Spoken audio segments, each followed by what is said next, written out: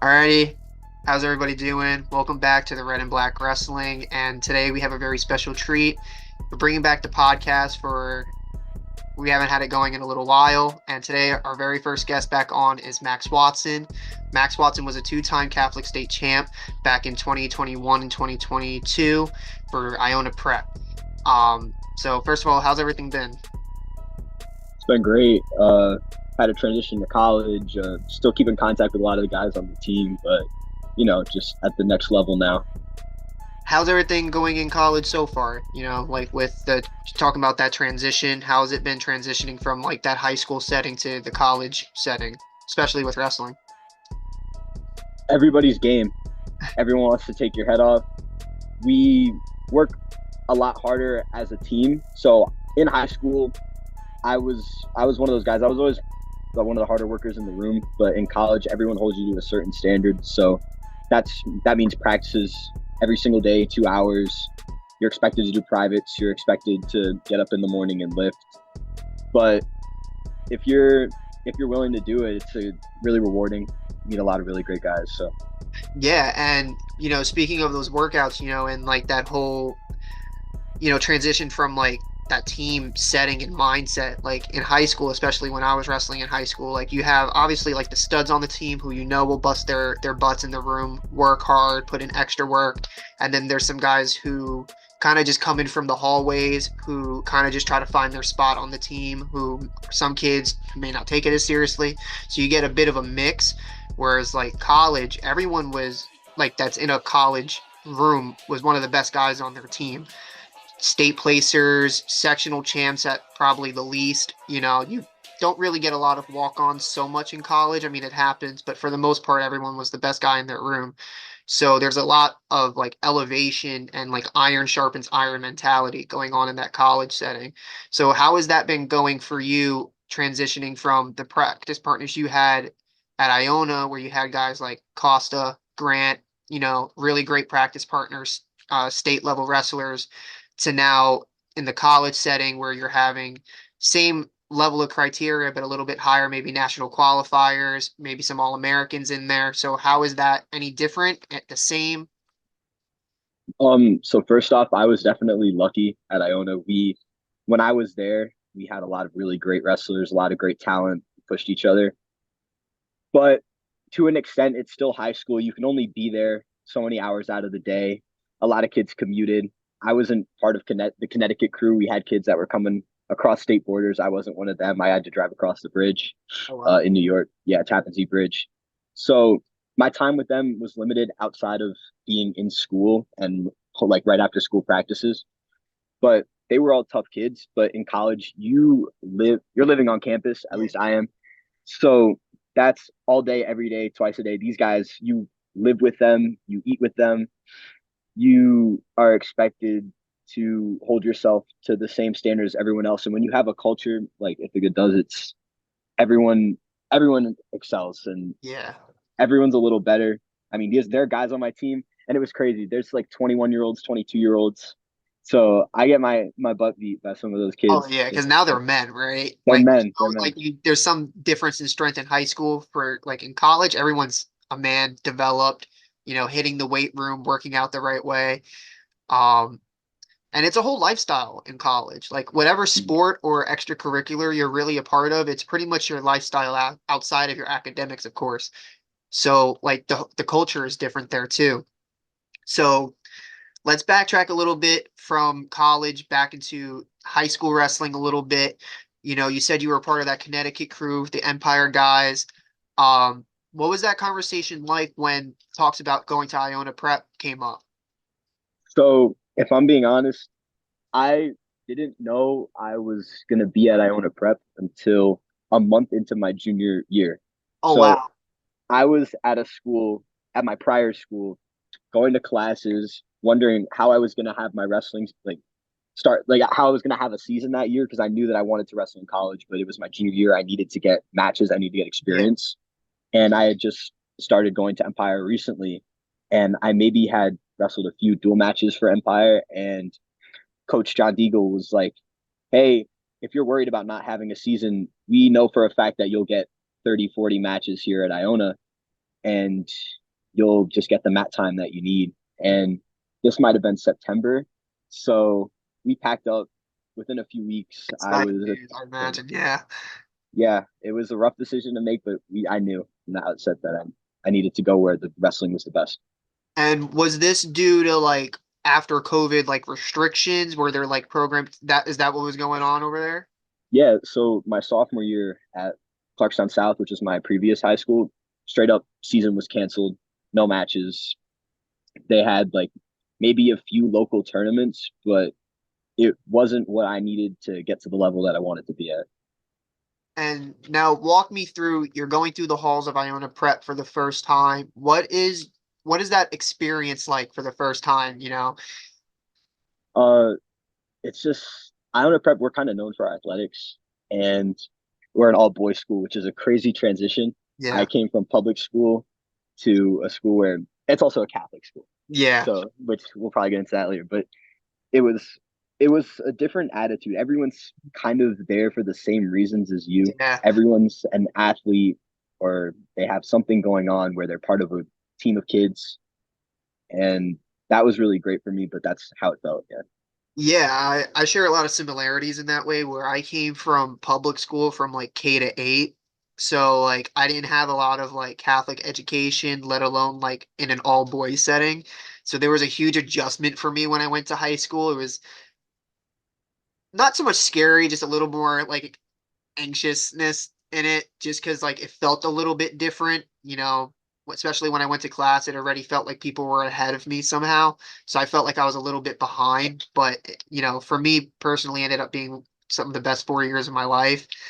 Yeah. And, you know, I can imagine that for you, you had some great memories in your 2 years there as well. Um, Speaking of some of those amazing memories you had, that first Catholic state title run, you know, that was 2022. Two. That was at Yeah. St. Mary's upstate. Very cold for those people who weren't there. It was like it ended up hitting like below 0 degree weather, like Mm. upstate there. It was pretty cold. Um, but your first Catholic state title run, you're in the finals. You wrestled Dom Seminara of St. Anthony's in a wild match. Um, Heading into that finals match, what's going on mentally? Like, what are you thinking before you're stepping on that mat for your first time in the Catholic State Finals? So there was quite a lot of buildup going into that match. Frankly, I knew that I wasn't the guy who was expected to win. I knew that the 1 and 2 seed were both state ranked wrestlers. At that point in my career, I'd never even beaten a kid who was ranked in the state. And so going into that tournament, I kind of just was going to let it fly, just see how everything panned out. But if you remember my semifinal match, it was also a crazy match. I was I was gonna losing say until that the was the last, St. Joe's collegiate kid, right? yes, I was Yes. losing up until the last 30 seconds. But when I beat that kid, I was like, it's my time. Like I could Yeah. beat anybody.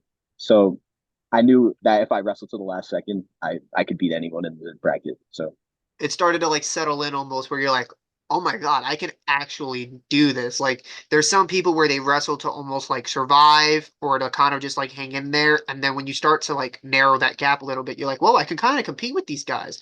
Well, this is a little bit closer than I thought. Wait, I can actually beat this kid. And then you beat them and you're like, wait, this was someone I may not have thought I could beat. If I can beat him, who can else can I beat? And then yeah, you get that motivation, that extra momentum, that confidence build up, which is huge. Confidence plays a huge role in how you perform as well. And yeah. if some guys, when they wrestle with like their confidence as well, if you're able to shut that down, you compete a lot better against them too. A lot of guys don't like being competed with. So if you can compete, a lot of times you take away that edge that they have. I have a very funny story also related to confidence.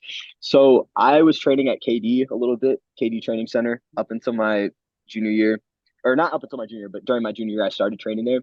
I don't know if you remember Frankie Thoreau. For those who were in Yes. CHSAA back in the day, he was St. another Anthony's. state placer. Yes, he brought up Dom Seminara and another St. Anthony's wrestler, and I ended up wrestling with Dom probably 3 or 4 months prior to Catholic States. Yes, we drilled together in the room. We both knew that we were similar weight class, so it was scrappy. Oh But yeah. I got my hands on him, so that's very just interesting backstory. We already knew each other, Yeah, that and what's that's funny is like especially like with Staten Island wrestling, it's a little bit smaller. So when we do have like some bigger events, like for the most part, you kind of wrestled most of the guys. So sometimes we'll have like combine practices with some of the other teams. And one of our rival teams, Tottenville, two of the kids I was practicing with, I had to wrestle in the semifinals and the finals, and they were both very close matches. So it's like pretty funny how like sometimes even if you're training at clubs or you're kind of just going to practices in different rooms, how like some of these other really good guys you'll end up seeing on the mat during the season.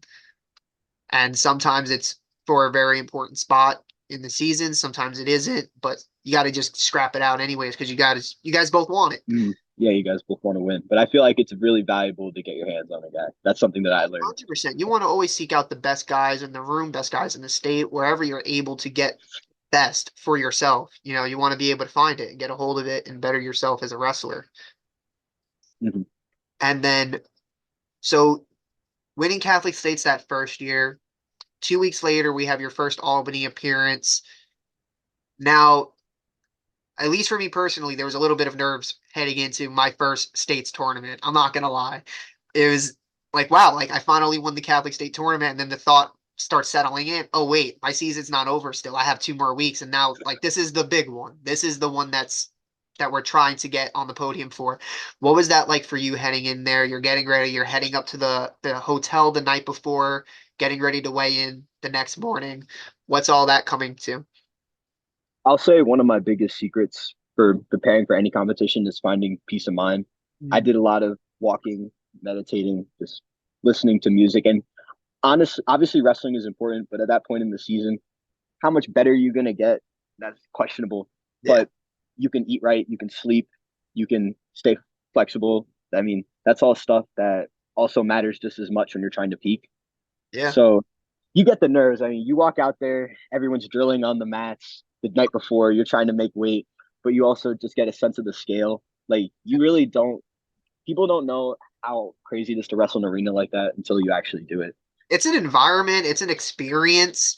Like the atmosphere, everyone's so in tune with every match going on. Like it's not like we have like in our section where like especially with the finals or whatever, there's people in their own sections. Like you'll see like the Chaminade people in one area, Farrell in one corner, right? Like and they'll have like their signs, they'll get rowdy.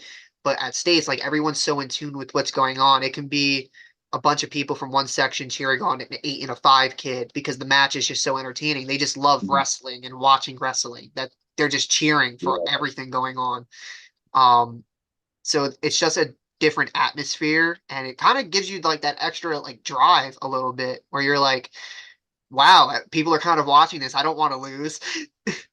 It's a one thing I realized though after having been through it a couple of times, it's privilege. It's just like it's a privilege to be there. Yeah. It's not many kids get to wrestle under those lights, so to be up there is just it's amazing. It really is a blessing too. And for the people that compete, you'll know what I'm talking about.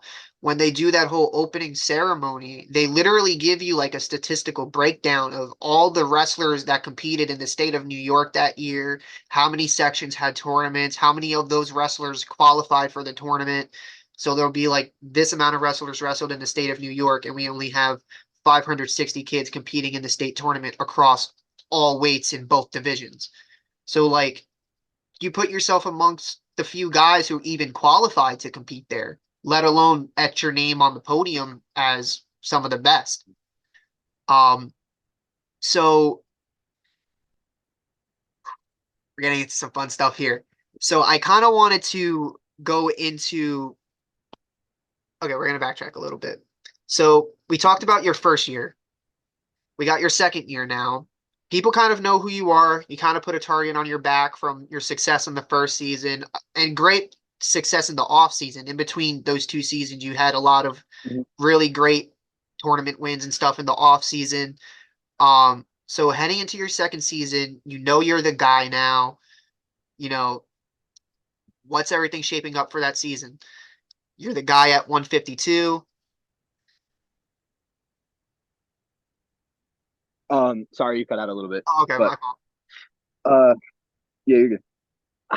I think from junior to senior year, it was a lot of becoming a scientist, optimizing what I was doing because you reach a certain point and then it becomes how do you continue to jump levels? How much harder do I need to work Yeah. to get that much better? What's the difference between winning Catholic states and being a state placer or being a state champion, which was my Yeah. goal? So you you you just start to realize how much more everything plays a factor. So I worked with, I'll be honest, I worked with guys like PJ Duke and his dad, Jay Albus, Pete Albus, really high level guys, mentors. They had me doing heart rate training. They had me calorie counting. They had me working with different trainers. So it really became this sort of process of narrowing down the details because I knew that everyone wanted to beat me going into my senior year. I knew that I had a target on my back. It's not like I'm the unknown guy. It's I need to wrestle like everyone is coming for me. So Yeah. And mhm. even at one point in the season, you shared a little bit of a rivalry with your teammate Costa, where you both shared a couple of wins back and forth, ultimately coming down to the Catholic State Finals. And I know that no one really wants to battle their teammate for a spot like that, especially to state level wrestlers like yourself. You would rather share the podium, a weight class or so with your teammate and share that trip to Albany rather than battle it out with them. Um, but nonetheless, you guys had an incredible trilogy coming down to that Catholic State Finals bout where a couple of seconds before the third period ended, you ended up getting the match winning takedown. So what was the room like leading up into those events? Because there's practice partners, and then you start to realize like, okay, now there's like a little bit of competition here. uh yeah, we didn't wrestle much leading up to those tournaments. And at the beginning of the year, when they put us together for live goes, it would almost become like a spectacle. Kids would watch. They knew that we both wanted to go 45. And so we'd have like other guys who were winning Catholic states or like placing in the room, just kind of like they'd be wrestling, but then they'd also be looking at us because they knew that we were probably going to be wrestling for the same spot in Albany. Oh yeah, so there was a lot of anticipation. Like, all right, we're getting a little bit of a Mm-hmm. sneak peek here. Okay. So there were three bouts. There was one at the West County Championships, and then city finals, and then the Catholic State Finals.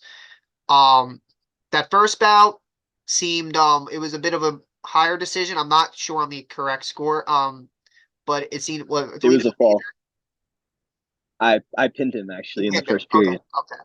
And then it was a couple of seconds before in the city finals, last second takedown, Costa won.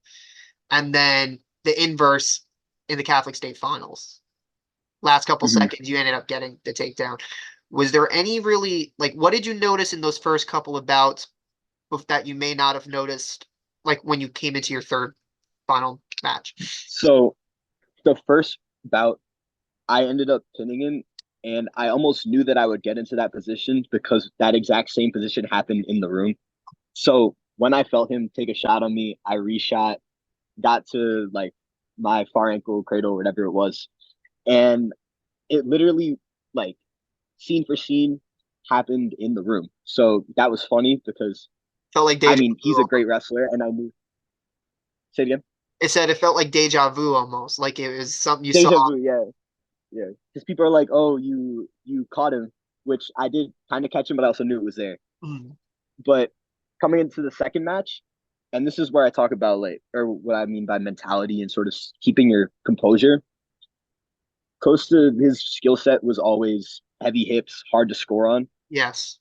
and I allowed myself to wrestle in that position towards the end of the match, and I knew it was coming too. Stepping on the mat, I was like, "This is going to be a closer match than last time," and I know that it's going to be much harder to score on him. So it was I almost dreaded that moment, and it Yeah. happened exactly how I would have figured that I'd lose the match was how I lost the match. And it's very interesting because it's like as a spectator watching the match, I only saw the last two matches. I didn't see the first match. You're both so technically sound with your wrestling. You guys are constantly analyzing. So you take a lot of information from that match, develop it, and then you head out to the next match. And you can tell in that Catholic State Finals that you guys have both absorbed a lot of information from those last two matches. Very cautious with your wrestling, very methodical. Both of you being careful with each other's defense, you being very quick with your reattacks, where it literally came down to the last couple of seconds. And so you go ahead, you win your second Catholic State title.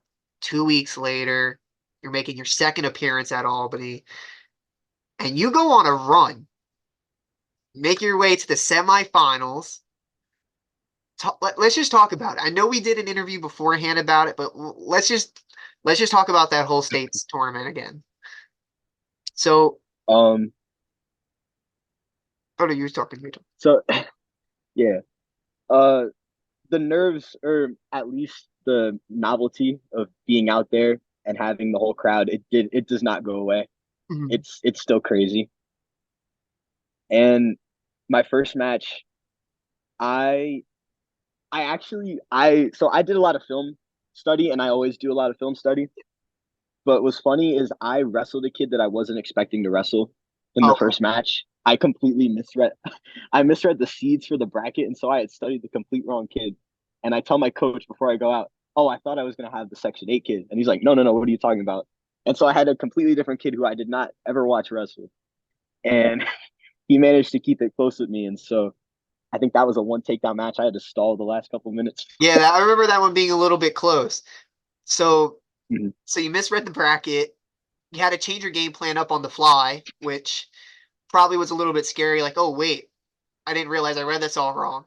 You go into your Mhm. quarterfinals match. I believe that it was a Long Beach kid, Jack Valenti. It was a long. Um, Yeah, yeah, yeah. Now I can't remember the exact step by step like positioning of the match, but score gets a little bit close. We're winding down like the last 30 seconds. I believe you're up by like one. It was like a 3-2 match. Um, I can't remember too well, It but was close. It was like 5-3, something like yeah, it was that. like a 1 or 2 point match.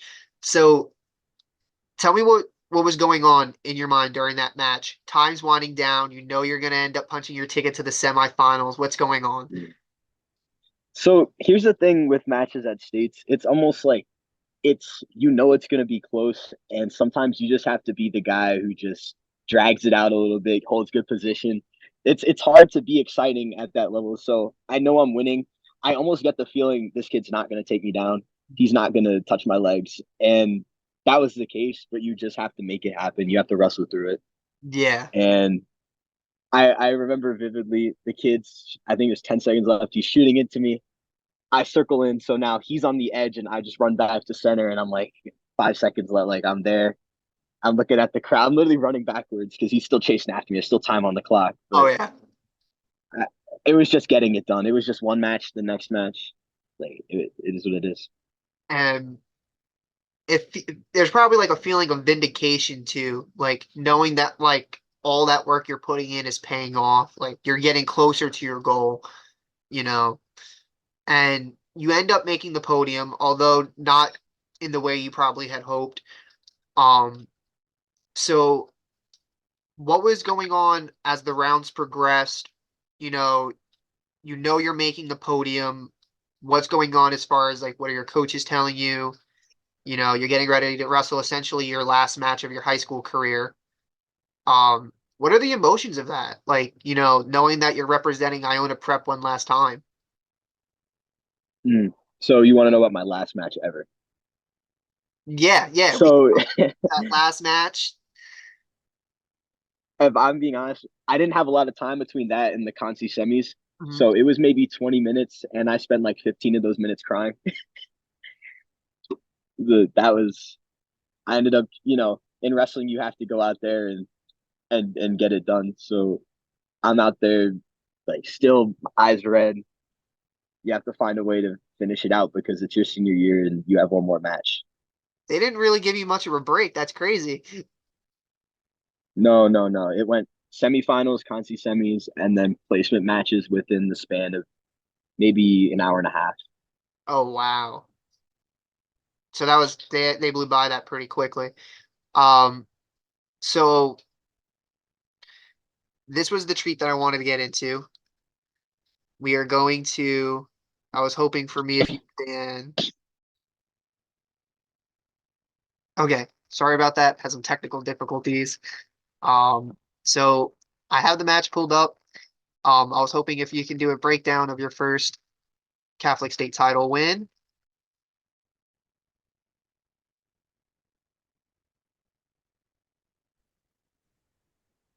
Just be loading real quick.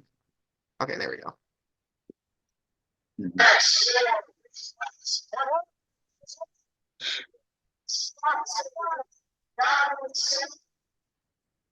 There you go. That way it's not that loud. Another, I have another funny story about me and Dom. So I just remember when the match started out, he really tried to mean mug me. You can see him looking Oh me straight in the yeah. eyes the whole time. And eventually I was like, all right, bro, it is what it It's like, yeah, bro, please blink. is. Yeah, he was waiting for me to blink. It was funny. I see you nodding your head a little bit. You're like, yeah, you know what? We're gonna do it. Let's do it.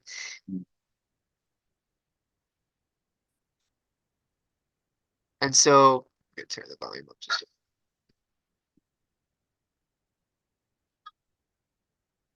So right there, he was looking for that low single shot. He fires it up a couple Hmm. more times throughout the match.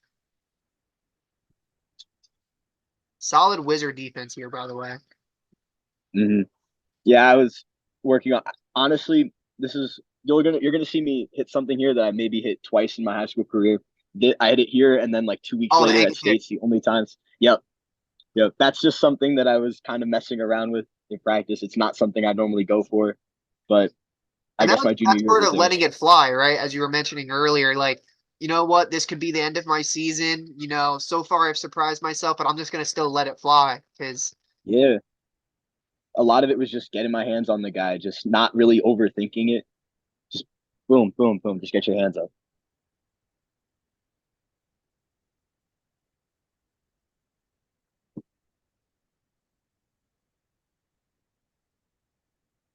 we're gonna reach around the hip there, fighting the hands. Back to that wizard. Give up the takedown there. Yeah, I was trying to hit this. I kind of don't know what I was doing there, raising my hands. I think I thought that. I think he thought the ref would reset us or something. I don't really know. Do things in the heat of the moment sometimes.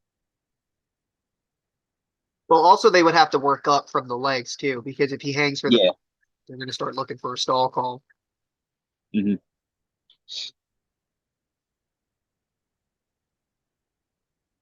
And like I said, with those sections, you can start to see all the red guys from Chaminade, then you start seeing everybody from Farrell in the Yeah. back. Uh, the atmosphere at this point in the match, or not just during the match in general, it was crazy. Oh yeah, Having because it was so it gets clustered. insane. Yeah. Hmm. It was this was a really fun experience. Stressful but fun. Oh, very stressful. Very stressful. Mhm. I remember hearing my teammates who were on the side of the mat yelling, "Stalling, stalling." Oh It yeah, was I think great. they start counting right after Yeah. this. Yeah. Like when he goes to try to lift you, they start counting to five. Yeah, they do. Yeah. It was everyone was involved in the match in some sort of way. It's amazing, really, when everybody starts getting involved and like Mhm. Yeah, here it is. So 1, 2, 3, 4. he And then did he make puts me that down. count, but it would have been He really does. cool if they banged him for stalling right after. Mm, yeah. And then here, this is Nice another little thing with switch like here. wrestling IQ. I felt this once and ended up, I think I hit this later on in the match, the exact same motion. That's something about how I wrestle that people don't generally pick up on is I learned throughout the match. So I feel something like that and I'm gonna go for it the rest of the match.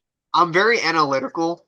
Um, when I wrestle, I kind of like I study every little thing that my opponent's doing. Hmm. So much so that I'll start counting how many times he's stepping with his lead foot. Hmm. And I'll start to almost build up a rhythm to try to catch the leg.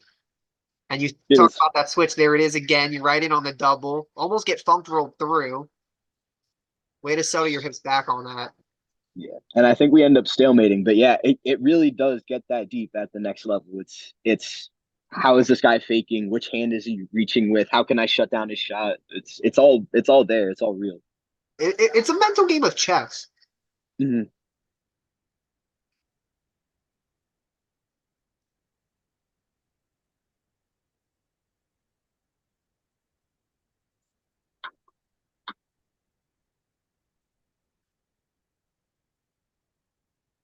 Same switch. Switch is ready So there, within literally a minute, I have the same feel. and three different results each time, but Mhm. it opened up the same way. Yeah, it opened up the same way. Go for the sit out. It's there. Good defense on the sprawl there. Yeah. Nice way to end up hitting that drag. Yep. Switching hits there and then peeling that for the drag. That's very interesting. Yep. Yep. And I think like Like one of the that, biggest taking the differences, lead. yeah, one of the biggest differences between my junior and senior year was just refining stuff like that. Like all I was hitting my senior year was go behinds, just like that. But if it works, it works. So Oh yeah, if it's mm, not broke, don't fix it, right? yeah, so it's a lot of it's getting better at the stuff that you already do. Yeah, a lot of fine tuning, Mm. as we call it. Regrettably, I wasn't much of a top wrestler in high school. Oh, that was my thing. That was Yeah, all I did. For me, I was like, all right, I'm down 4-6. That's fine. I'll make up for lost points. Don't worry. yeah, yeah. Some people have different skill sets. And this sweep, very clean sweep. This ends Mm. up being a huge difference maker in the match, and they're Yeah, gonna start seeing it later on. But this ends up being a very crucial difference in the match here. That sweep single. yeah. Once again, if it's there, it's there. Like if Yeah, it's not broke, don't fix it. Keep going to it. looking to force the funk roll at this point. He tried to throw a foot half there. Yeah, do whatever. Like in the moment, you're really just trying to wrestle through every position. Oh yeah, because any sort of criteria you can gain to score points, you're looking to take. Even Yeah. if it's like in college a danger count, which is Hmm. expose them, get the points. Yeah. And they're telling you to cut them now. Yeah, they're saying. I remember Coach Deagle yelling at me, "You need two takedowns this period. You need two. And if Coach Deagle tells you to do something, you do it. You listen." Yeah. You find a way to score two more takedowns before the last 2 minutes end. Yeah. Little discrepancy there. Hmm. But you're like, no, I don't want time. You need to put the pace. Yeah. No time. Because that's a break. That's a break for both men, essentially. Yeah, you don't want to let up, especially in a match like this where it's so close and you're starting to get to your offense. Like I'm starting to feel the sweep, You but can once it's there, get that feeling that you're yeah. overwhelming him a little bit. Like right Hmm. back in on that sweep single again. Beautiful way to sit on that ankle. He looks to funk the far, and you get locked up on all that cradle. Almost. Back to it. Yeah. And transitioning, chain wrestling there, a lot of Hmm. guys kind of wrestle in steps. You kept transitioning as soon as you realized, like, all right, I don't have this. Back in, like, I don't have the cradle, back in on the sweep. Yep. To keep going around. And then it's like, all right, I'm going to work back up top, not there, going to keep going behind.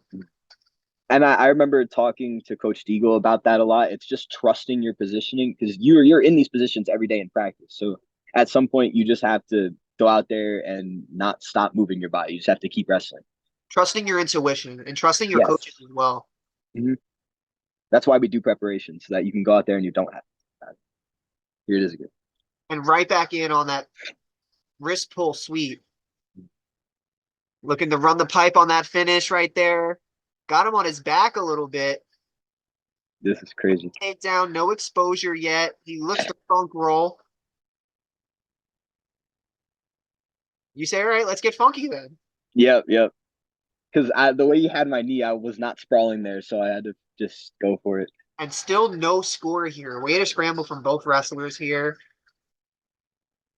Got about 20 seconds left in the third period. What's going on here? The position's starting to get a little bit compromised. What's going on in the head? 15 seconds winding down.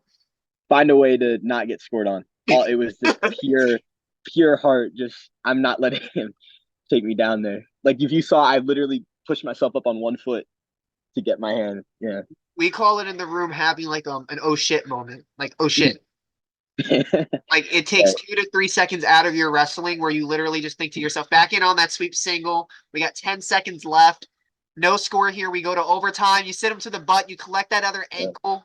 He's looking to get a crotch lock here. Doesn't quite get it. Now here's where things get a little bit. Controversial.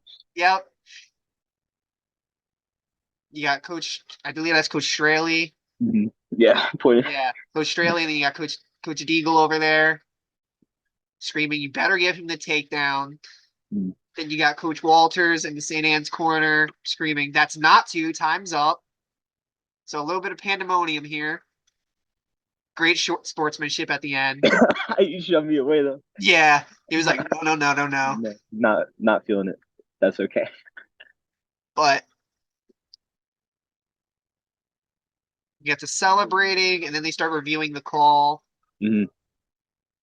They start telling everyone at 160, "Hold up, you guys aren't going out just yet." Now, You could see me I realize was gonna that. say, I want to ask you what's going on here because even I'm over here. I end up saying something to you two where I end up going to you like I thought that was two. Mm. But what's going on in your head here? You see that he's getting his headgear on. Coach tells you, "Hey, get your headgear back on." They may not award you this takedown. What's going on? Adrenaline's pumping.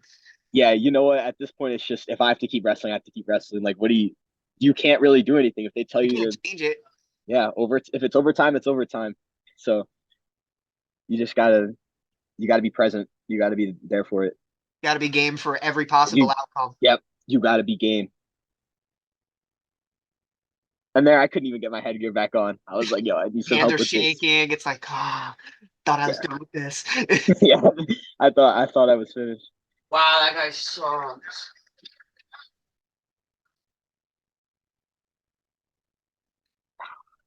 And I remember my corner and all the kids were like, Max, get ready to wrestle.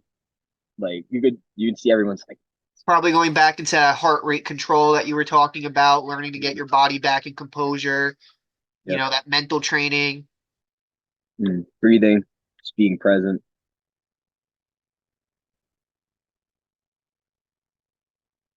Everyone's consulting here. I know me personally, I'm like, wow, this is really crazy. Mm-hmm. Yeah, one thing I distinctly remember because I've watched this match a lot of times. It's just you can hear the audio. Everyone's screaming. Everyone's talking. Everyone's like, "What the heck is going on here?" And when the crowd starts to believe that they reversed the call, they make it very vocally known that they do not agree. Mm-hmm. Like back to what we're saying about like the atmosphere, the crowd let the refs know, like, hey, we don't agree. Yeah, it was insane. And I think that'll be coming up shortly.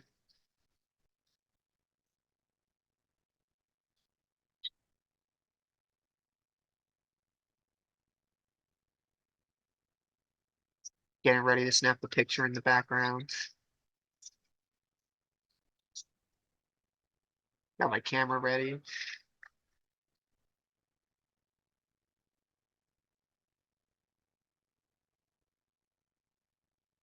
And I think at this point, I thought I was gonna have to still wrestle. Yeah, because they handed you your headgear. Yeah, Well, that's when they started thinking that they reversed the call because they handed you your headgear and they told you to put it back on. you can see the crowd. Booing in the background. Mm-hmm. See your dad over there telling you, hey, you got to get ready to wrestle if they're making you wrestle again. And then I realized. And then they start to get the verdict here. And there we go. The verdict broke your ankle there a little bit. Yeah, a little bit of a I know broken we were ankle. talking about that a few weeks ago. Mm-hmm. Yeah, But an amazing moment that you'll probably remember for the rest of your life. Definitely at probably one of the top moments in your high school career. for Um, sure. that feeling of vindication at the end. What's it feeling like walking off the mat at this moment? Ecstatic, just pure, just oh my god, I did it. I did because I wasn't supposed to win the tournament. I just simply was not supposed to be there in the finals or win it. So it And was big.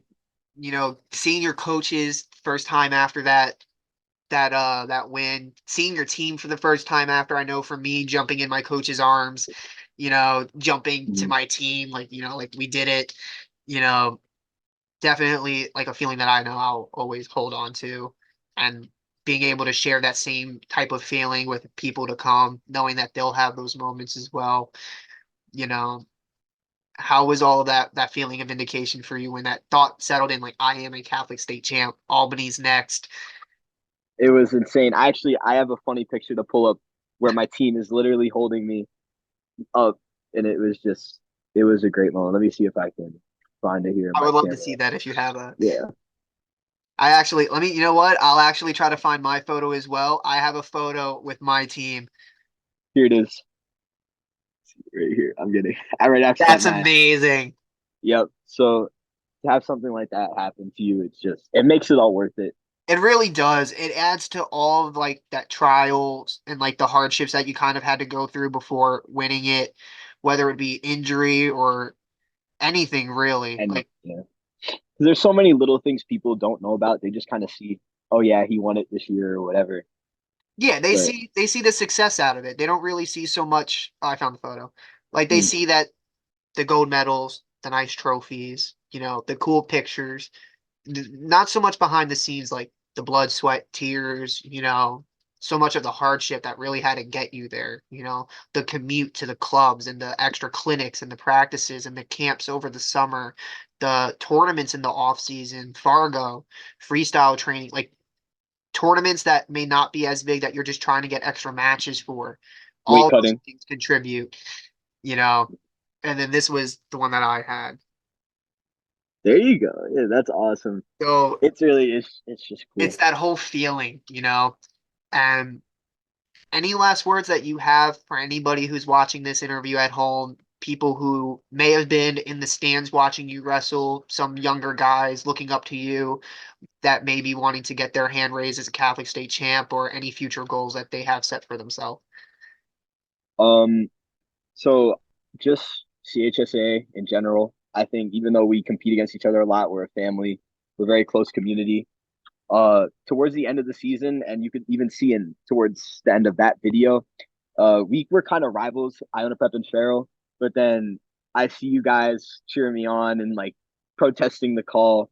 And at the end of the day, it didn't matter because we were just all a bunch of kids who like to wrestle. Oh yeah. And there's one kid specifically that I would like to shout out. His name is Brennan Sprague. He was Okay. busted up. He hurt his neck this season, and he's just a really positive kid. He's Brilliant. someone that I love to just give advice to and just annoy him a little bit, tell him that I think he should be winning state titles and that he needs to work a little harder. But it's because love that kid. He's going to do Yeah. great things. And I And know his season didn't end up how he wanted it to, but he's going to get there. And just everyone, the entire CHSA family. There's too many people to name. So oh yeah. And with Brennan, because when I saw him come in the room his freshman year, that scrawny little kid, like the way he was, I was like, he's like such a sponge for knowledge for wrestling. Like he just wants to absorb all knowledge that he can try and gather. And he reminded me of Mikey. Like that's why I felt like I messed with him when he came into the room his freshman year. He was a little shit talker like Mikey, like that little lightweight who would always beef with the heavier guys just because he had a mouth on him.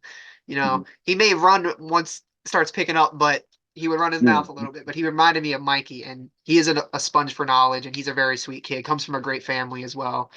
yeah, Um, and I would like to personally say that it was an honor watching you wrestle and watching your growth as a wrestler and seeing you come into yourself now as a college wrestler and a college athlete. So, as a spectator and everything like that, I just want to say thank you. You and your family are very nice people. So, I wish nothing but the best for you and your family and the success for you guys as well. yeah. And And thank you. I mean, having a platform is huge too, and you give that to us, and you do something special for all of the people in our community. So that's cool. thank you so much. And this was our episode with Max Watson, everybody. Two-time Catholic state champion, New York State placer, college wrestler. Um, any last words before we sign off? Have a good day. Thank you. Have a nice day, folks.